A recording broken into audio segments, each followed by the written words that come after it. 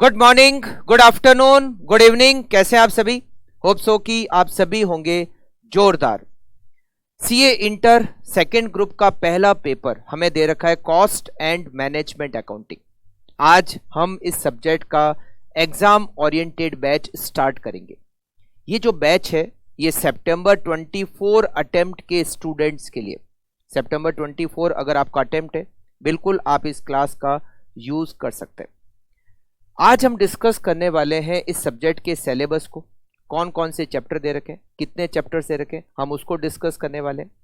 आज हम डिस्कस करने वाले हैं इस सब्जेक्ट के एग्जाम का पेपर पैटर्न, कितने क्वेश्चंस आते हैं, कितने मार्क्स के क्वेश्चन आते हैं, उसको डिस्कस करने वाले हैं। आज हम डिस्कस करने वाले हैं कि हम इस पूरे बैच को कितने आवर्स में कंप्लीट करेंगे, कितना कॉन्सेप्ट को डिस्कस करेंगे, कितने क्वेश्चंस को हम सॉल्व करेंगे, उन सब के बारे में आज हम डिस्कस करने वाले हैं। आज हम डिस्कस करने वाले हैं इस सब्जेक्ट के बेसिक कॉन्सेप्ट के बारे में। ये जो सब्जेक्ट दे रखा है कॉस्ट एंड मैनेजमेंट अकाउंटिंग, जिसको हम शॉर्ट में कहते हैं कॉस्टिंग, इस कॉस्टिंग के सब्जेक्ट का यूज क्या है, इस सब्जेक्ट में दे क्या रखा है, बहुत सारे कॉन्सेप्ट को आज हम डिस्कस करने वाले हैं। तो चलिए सबसे पहले बात करते हैं जो आपके सबसे ज्यादा काम की है कि हम इस पूरे बैच को कितने आवर्स में कंप्लीट करेंगे और कितना डिस्कस करेंगे, मतलब कितना कॉन्सेप्ट डिस्कस करेंगे और कितने क्वेश्चंस को सॉल्व करेंगे। तो मैं आपको बता दूं, हम इस पूरे सब्जेक्ट को, मतलब पूरे बैच को अप्रोक्सीमेटली 60 आवर्स में कंप्लीट करने वाले हैं। बिल्कुल आपने एकदम सही सुना, पूरे सब्जेक्ट को, जो 100 मार्क्स का सब्जेक्ट है, हम इस पूरे सब्जेक्ट को 60 आवर्स में कंप्लीट करने वाले। अब इस 60 आवर्स में हम क्या क्या करेंगे, हम हर एक कॉन्सेप्ट को डिस्कस करेंगे डिटेल में, शॉर्ट में नहीं, डिटेल में। कॉन्सेप्ट कुछ भी बाकी नहीं रहना चाहिए। तो पूरे कॉन्सेप्ट को पूरे डिटेल में हम कवर करेंगे। और मैं आपको बता दूं, मोर देन 200 क्वेश्चंस को हम सॉल्व करेंगे। मोर देन 200 क्वेश्चन हम सॉल्व करेंगे और कॉन्सेप्ट को हम डिटेल में डिस्कस करेंगे। आप सोच रहे होंगे कि 60 आवर्स में पूरे कॉन्सेप्ट भी डिटेल में डिस्कस करेंगे और मोर देन 200 क्वेश्चंस को भी सॉल्व करेंगे, कि क्या ऐसा पॉसिबल है? बिल्कुल, जब आपका पूरा बैच कंप्लीट हो जाएगा तो आपको बिल्कुल वहां पर आपको पता चल जाएगा कि जैसा मैंने आपको कहा था वैसा बिल्कुल आपके साथ हुआ। पूरे बैच में 60 आवर्स की क्लास में हम एक एक कॉन्सेप्ट को डिस्कस करेंगे। बिल्कुल भी कॉन्सेप्ट के साथ हम कॉम्प्रोमाइज नहीं करेंगे। ऐसा नहीं कि एग्जाम ओरिएंटेड बैच है तो आपको फास्ट में सब कुछ समझा दिए। हम एक एक कॉन्सेप्ट को डिस्कस करेंगे। और दूसरा, हम बहुत सारे क्वेश्चन सॉल्व करेंगे। ऑलमोस्ट मोर देन 200 क्वेश्चन हम सॉल्व करने वाले। और मैं आपको बता दूं, जब ये 60 आवर्स की क्लास आपकी कंप्लीट हो जाएगी तो हम टेस्ट पेपर भी रखेंगे और वो टेस्ट पेपर से आपको ये पता चल जाएगा कि आपकी तैयारी किस तरीके की है। आपकी तैयारी बहुत ज़्यादा मार्क्स लाने की है या एवरेज मार्क्स लाने की है, ये भी आपको पता चल जाएगा। ठीक है, तो 60 आवर्स की क्लास, कॉन्सेप्ट पूरा डिटेल में, और मोर देन 200 क्वेश्चंस को हम सॉल्व करेंगे। करेक्ट। अब बात करते हैं इस सब्जेक्ट का सिलेबस। हमें इस सब्जेक्ट के सिलेबस, मतलब कौन कौन से चैप्टर्स दे रखे हैं, तो मैं आपको चैप्टर के नाम बता देता हूं, आप लोग भी नोट कर लीजिए सिलेबस को। फर्स्ट चैप्टर मटेरियल कॉस्ट, पहला चैप्टर हमें दे रखा है मटेरियल कॉस्ट। दूसरा चैप्टर हमें दे रखा है labour cost, labour cost. Third chapter हमें दे रखा है ओवरहेड। फोर्थ चैप्टर हमें दे रखा है activity based costing, activity based costing. Fifth chapter हमें दे रखा है प्रोसेस कॉस्टिंग। नेक्स्ट चैप्टर हमें दे रखा है joint product and by product. Next chapter हमें दे रखा है ऑपरेटिंग कॉस्टिंग। नेक्स्ट हमें चैप्टर दे रखा है unit, job and batch costing. Next chapter हमें दे रखा है non integrated, integrated and reconciliation.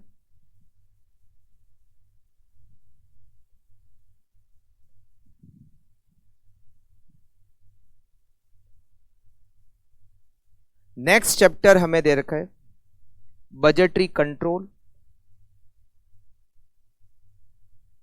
Next chapter हमें दे रखा है मार्जिनल कॉस्टिंग।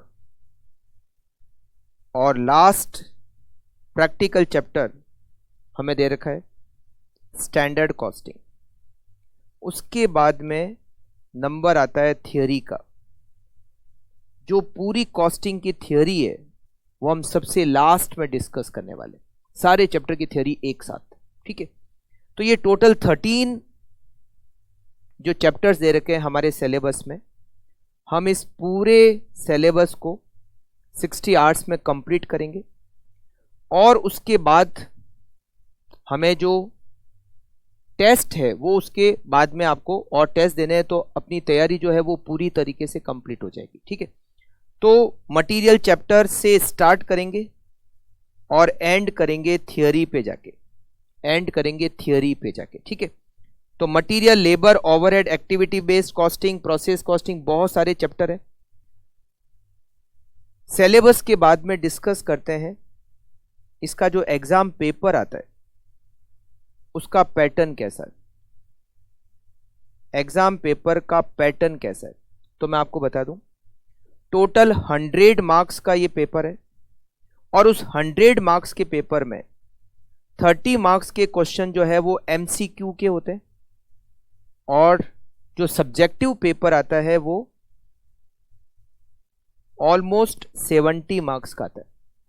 तो पहले 30 क्वेश्चन मतलब एमसीक्यू, सबसे पहले जब आप पेपर स्टार्ट करोगे तो पहले जो 30 मार्क्स के जो क्वेश्चन है वो एमसीक्यू के होंगे, जिसमें 15 क्वेश्चन होंगे और हर एक क्वेश्चन 2 मार्क का होगा।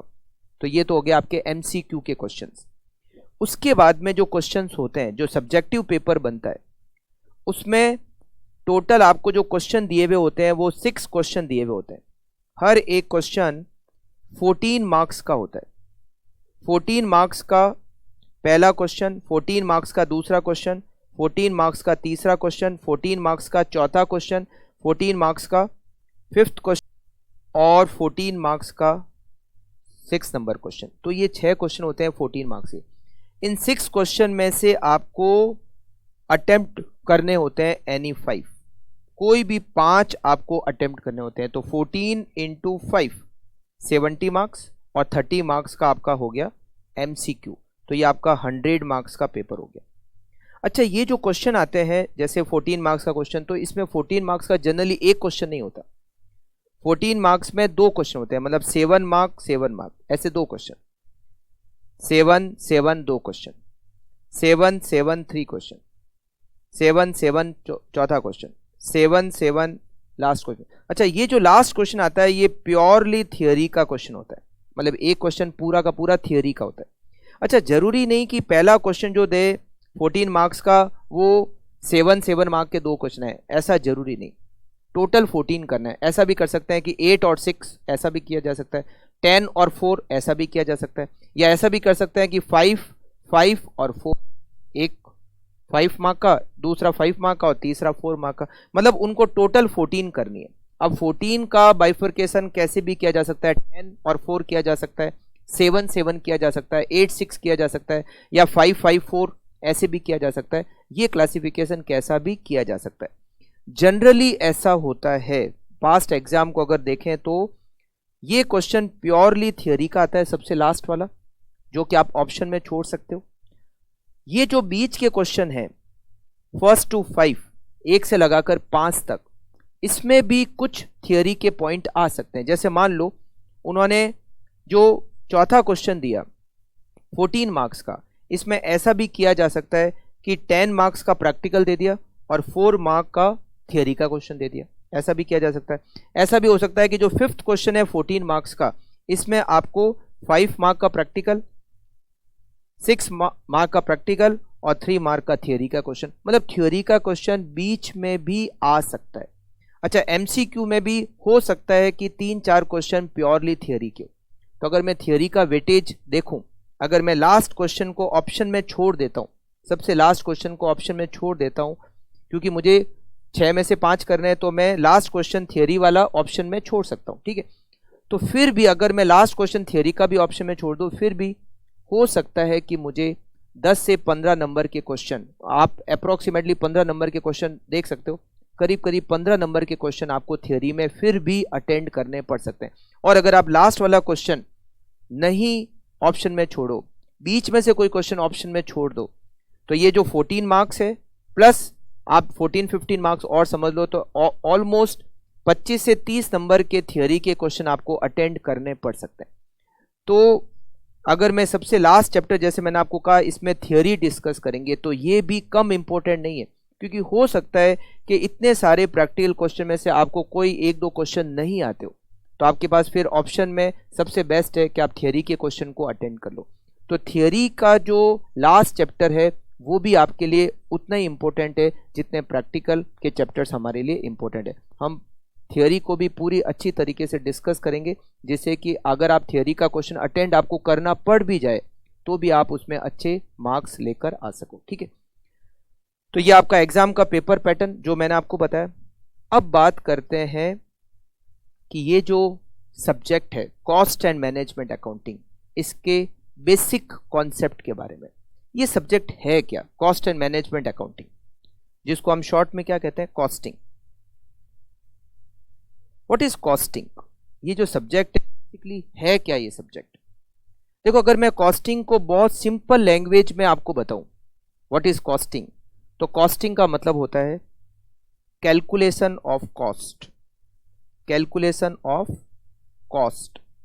जब हम कॉस्ट को कैलकुलेट करते हैं तो हम उसको क्या कहते हैं? कॉस्टिंग। अब कॉस्ट क्या होती है? कॉस्ट का मतलब होता है एक्सपेंडिचर। कॉस्ट का मतलब क्या होता है? कॉस्ट का मतलब होता है एक्सपेंडिचर। अगर एक मैन्युफैक्चरिंग ऑर्गेनाइजेशन के पॉइंट ऑफ व्यू से बात करूं, मैन्युफैक्चरिंग बिजनेस के पॉइंट ऑफ व्यू से अगर मैं बात करूं, तो हम कॉस्ट को 3 कैटेगरी में डिवाइड कर सकते हैं। एक कॉस्ट जिसको हम कहते हैं रॉ मटेरियल की कॉस्ट, मटेरियल की कॉस्ट।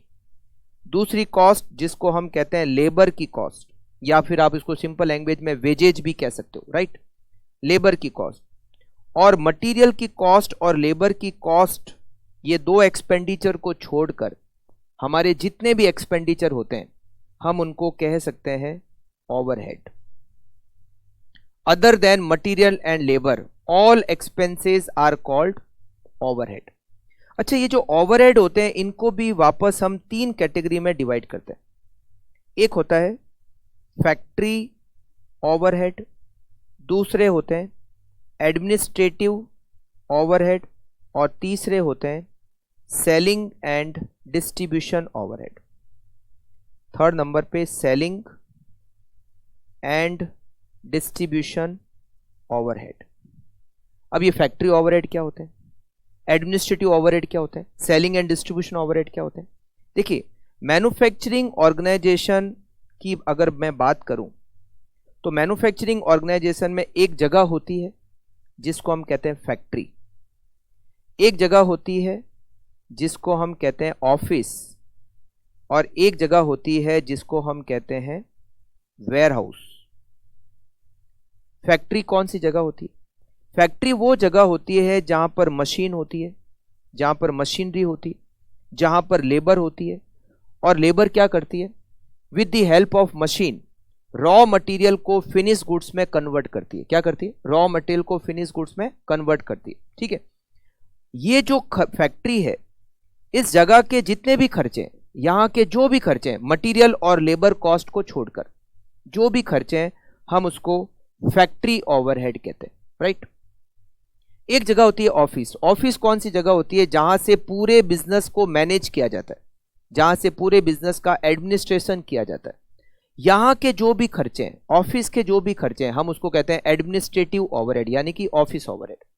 जैसे ऑफिस स्टाफ की सैलरी, ऑफिस में लाइट का एक्सपेंडिचर, ऑफिस फर्नीचर का डेप्रीसिएशन, ऑफिस फर्नीचर की रिपेयर की कॉस्ट, यहां जितने भी एक्सपेंडिचर है वो है एडमिनिस्ट्रेटिव ओवरहेड। वेयर हाउस के जितने भी एक्सपेंडिचर है हम उसको कहते हैं डिस्ट्रीब्यूशन ओवरहेड। देखो यहां पर मैंने अभी आपको बताया ओवरहेड 3 टाइप के होते हैं, एक होता है फैक्ट्री, एक होता है एडमिनिस्ट्रेटिव और एक होता है selling and distribution.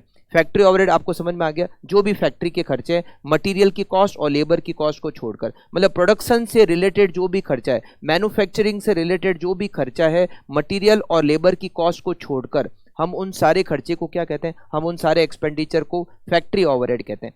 Administrative overhead, office से रिलेटेड जो भी खर्चा है वो administrative overhead. Selling and distribution overhead में 2 एक्सपेंडिचर है, एक है सेलिंग और एक है डिस्ट्रीब्यूशन। सेलिंग ओवरहेड वो है ओवरहेड होते हैं जो सेल्स को प्रमोट करने के लिए हम इनकर करते हैं, जो भी खर्चा सेल्स को प्रमोट करने के लिए हम इनकर करते हैं, दैट इज सेलिंग ओवरहेड। जैसे एडवर्टीजमेंट का खर्चा, जैसे सेल्समैन रखे हुए उनकी सैलरी का खर्चा, उनकी ट्रेवलिंग का खर्चा, ये सारे खर्चे क्या हो गए? सेलिंग ओवरहेड हो गए।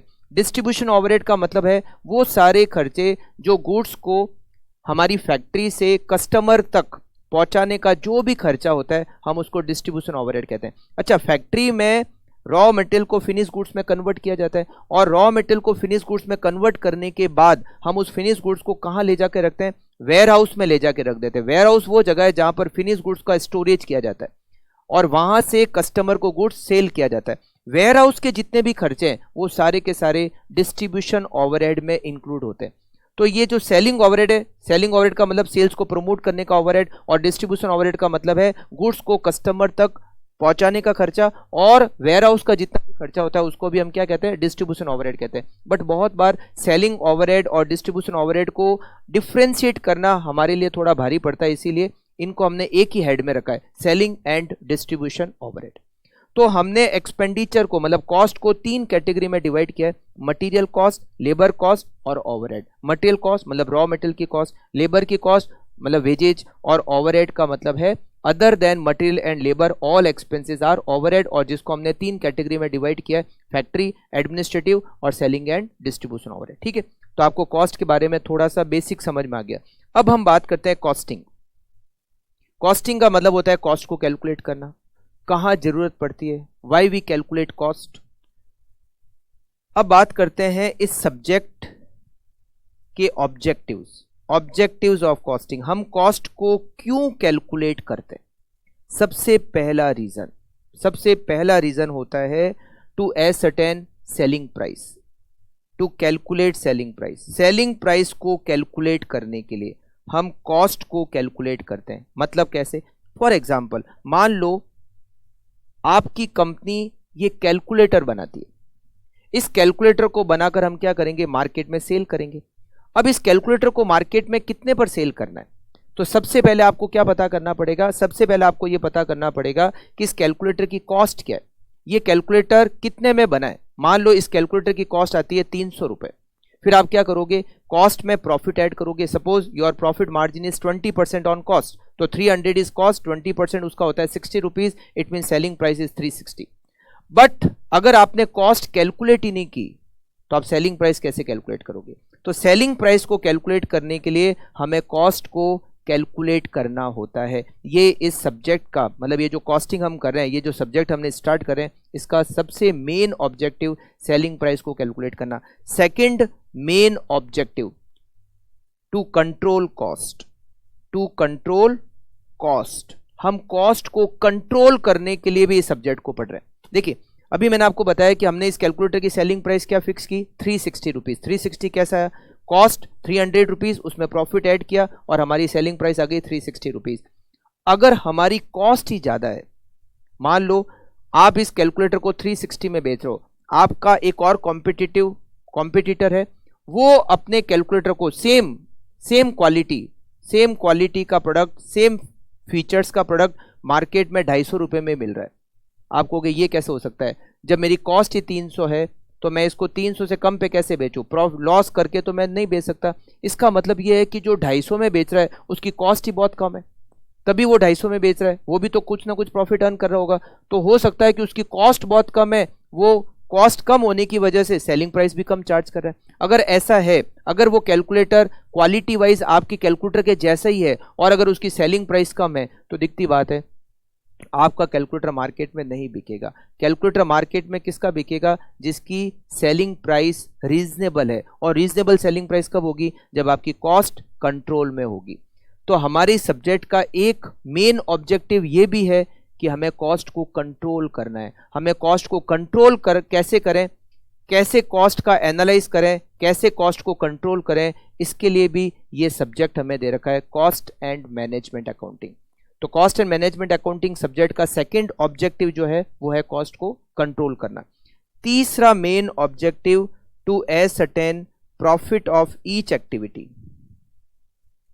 प्रॉफिट ऑफ ईच एक्टिविटी, हर एक एक्टिविटी का प्रॉफिट या लॉस कैलकुलेट करना, ये भी हमारे इस सब्जेक्ट का बहुत बड़ा ऑब्जेक्टिव है। फॉर एग्जांपल, एक कंपनी है जो 5 प्रोडक्ट बनाती है, ABCDE। तो अब जब हम अकाउंटिंग करते हैं, अकाउंटिंग में हम प्रॉफिट या लॉस कैलकुलेट करते हैं कैसे? ट्रेडिंग अकाउंट बनाते हैं, फिर उसके बाद P&L अकाउंट बनाते हैं, राइट। तो हम क्या करते हैं, जब प्रॉफिट या लॉस कैलकुलेट करते हैं तो ट्रेडिंग अकाउंट में लिखते हैं by sales, to opening stock, to purchase. क्या ट्रेडिंग अकाउंट हर एक प्रोडक्ट का अलग अलग बनाया जाता है? क्या हम P&L अकाउंट हर एक प्रोडक्ट का अलग अलग बनाते हैं? नहीं। हम वहां पर क्या करते हैं, ओवरऑल ट्रेडिंग और P&L अकाउंट बनाया जाता है। मतलब टोटल सेल्स, टोटल परचेज, मतलब हम जो ट्रेडिंग और P&L अकाउंट बनाकर जो प्रॉफिट या लॉस कैलकुलेट करते हैं वो पूरे बिजनेस का प्रॉफिट या लॉस होता है, किसी प्रोडक्ट का प्रॉफिट या लॉस नहीं होता। हम सारे बिजनेस का, मतलब सारे जितने भी प्रोडक्ट हैं उन सब का कंबाइंड प्रॉफिट या लॉस कैलकुलेट करते हैं। हम ये नहीं प्रॉफिट या लॉस कैलकुलेट करते कि ए का प्रॉफिट लॉस कितना है, बी का कितना है, सी का कितना है, डी का कितना है, ई का कितना है। बट कॉस्टिंग क्या करता है, हर एक प्रोडक्ट की, हर एक एक्टिविटी की प्रॉफिटेबिलिटी को सेपरेटली कैलकुलेट करता है। ये पता किया जाता है कि ए का कितना प्रॉफिट, बी का कितना, सी का कितना, डी का कितना, ई का कितना। क्या फायदा होता है इससे? इसका ये फायदा होता है कि अगर किसी प्रोडक्ट के लिए हमें कोई स्पेसिफिक डिसीजन लेना हो, मान लो किसी प्रोडक्ट में हम लॉस कर रहे हैं, तो इसके लॉस को कैसे प्रॉफिट में कन्वर्ट किया जाए, इसकी प्रॉफिटेबिलिटी को कैसे इंप्रूव किया जाए, इस प्रोडक्ट के लिए क्या डिसीजन लिया जा सकता है, वो सारे डिसीजन तभी पॉसिबल है जब हमें उस पर्टिकुलर प्रोडक्ट की प्रॉफिटेबिलिटी के बारे में पता चलेगा। कॉस्टिंग क्या करता है, हर एक प्रोडक्ट की प्रॉफिटेबिलिटी को सेपरेटली कैलकुलेट करता है। ये इस सब्जेक्ट का तीसरा बड़ा ऑब्जेक्टिव है। चौथा बड़ा ऑब्जेक्टिव है और वो है decision making, to help in decision making. Management को बहुत सारे डिसीजन लेने होते हैं और डिसीजन लेने के लिए मैनेजमेंट को इंफॉर्मेशन की रिक्वायरमेंट होती है। डिसीजन, अगर आपको भी कोई डिसीजन लेना है तो इसके लिए आप पहले तो इंफॉर्मेशन को कलेक्ट करोगे और फिर उस इंफॉर्मेशन को एनालाइज करोगे और after analysis you have to decide कि मुझे ये डिसीजन लेना है, राइट। तो डिसीजन लेने के लिए इंफॉर्मेशन चाहिए और बहुत सारे, मैं आपको बता दूं, बहुत सारे डिसीजन लेने के लिए cost and management accounting information provide करता है। बहुत सारे डिसीजन ऐसे हैं जिनके लिए मैनेजमेंट को इन्फॉर्मेशन कौन देता है? Cost and management accounting. मतलब cost and management accounting decision making में हेल्प करता है। कैसे? इन्फॉर्मेशन प्रोवाइड करा के, उस इन्फॉर्मेशन का एनालिसिस करके पूरी एक रिपोर्ट बनती है और वो पूरी रिपोर्ट मैनेजमेंट को जाती है, जिसके बेस पर मैनेजमेंट क्या करता है? डिसीजन मेकिंग का काम करता है। तो एक बहुत बड़ा ऑब्जेक्टिव है कॉस्टिंग का और वो है डिसीजन मेकिंग में हेल्प करना। तो ये कुछ ऑब्जेक्टिव मैंने आपको लिखे हैं इस सब्जेक्ट के, जिससे कि आपको इस सब्जेक्ट के बारे में कुछ बेसिक पता चल जाए कि ये जो सब्जेक्ट हम पढ़ने जा रहे हैं इस सब्जेक्ट में हमें दे क्या रखा है, ठीक है। अच्छा, ये जो मैंने सिलेबस लिखा, देखो आपको यहाँ पर जो सिलेबस लिखा आपने, सिलेबस को भी हम ऐसे बाइफरकेट कर सकते हैं कि सिलेबस में क्या दे रखा है। ये जो पहले 4 चैप्टर है, कौन कौन से?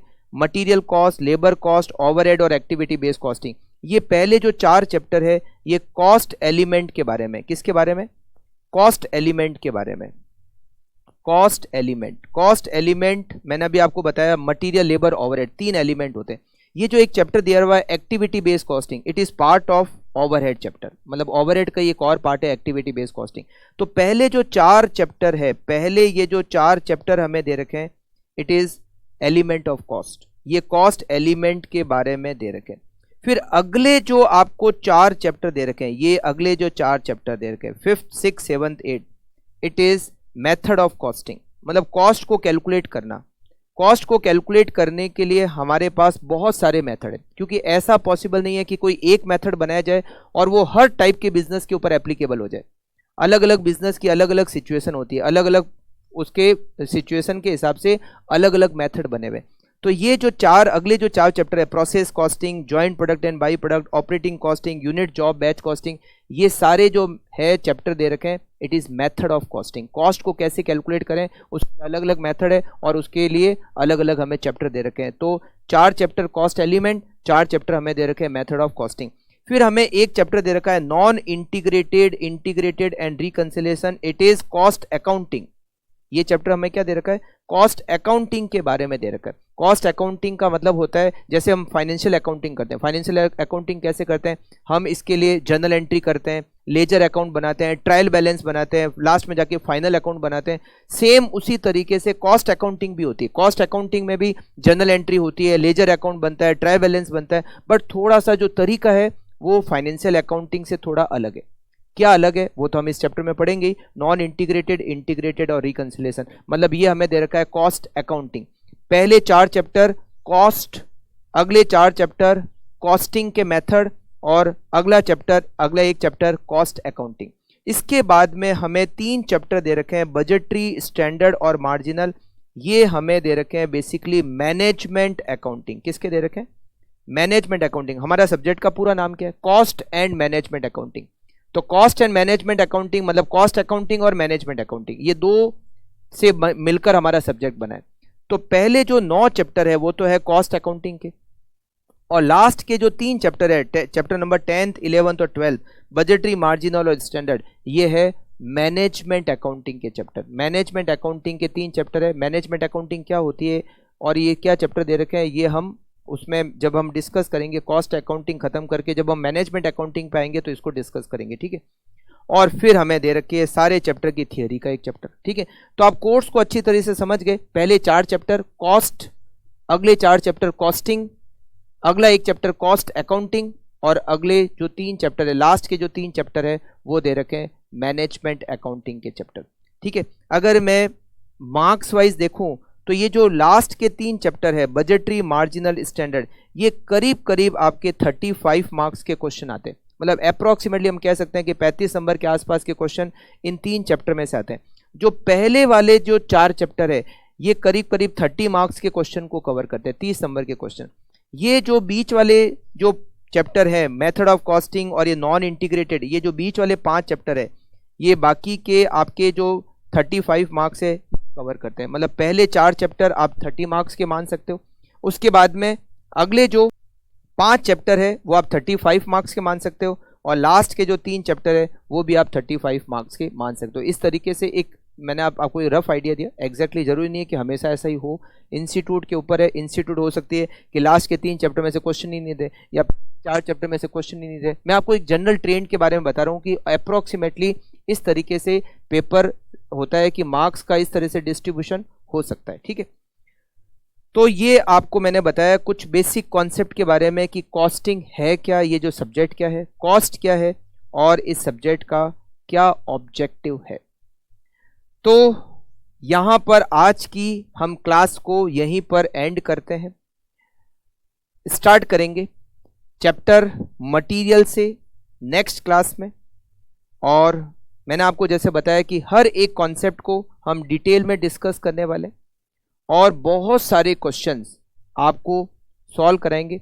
मोर देन 200 क्वेश्चन पूरे कॉस्टिंग में सॉल्व करेंगे, और वो क्वेश्चन सॉल्व करेंगे जो ऑलरेडी एग्जाम में आ चुके हैं। तो एग्जाम के जैसे ही क्वेश्चन जब सॉल्व करेंगे तो आपको पता चलेगा कि इस टाइप के क्वेश्चन एग्जाम में आते हैं, तो उसको इसके लिए आपको एग्जाम में भी हेल्प रहेगी, ठीक है।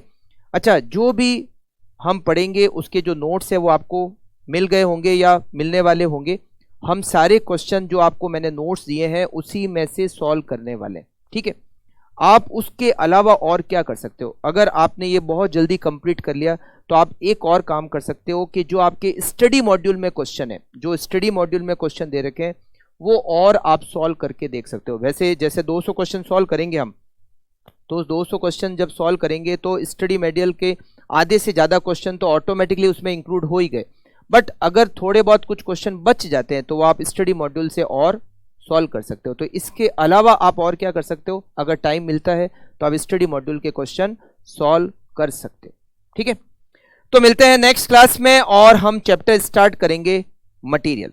Okay, thank you, take care.